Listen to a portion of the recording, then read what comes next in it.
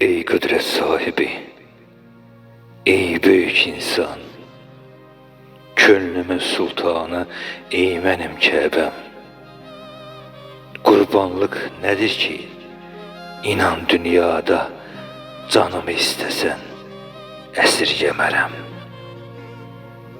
Sən elə əzizsən, elə müqəddəs, ən ülvi eşqimin səfası anam. Minəvvər baxışlım, ən şirin sözlüm, qayğılı ömrümün cəfası anam. Müqəddəs ocağım, ant yerim oldun. Mələksən, mələklər sırasındasan. Sən ömür payıma ortağım oldun.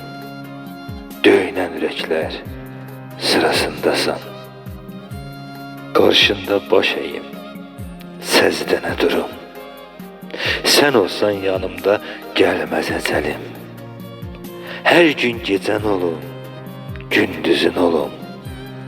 Başını sinəmə qoy ki dincəlim. Başını sinəmə qoy ki dincəlim.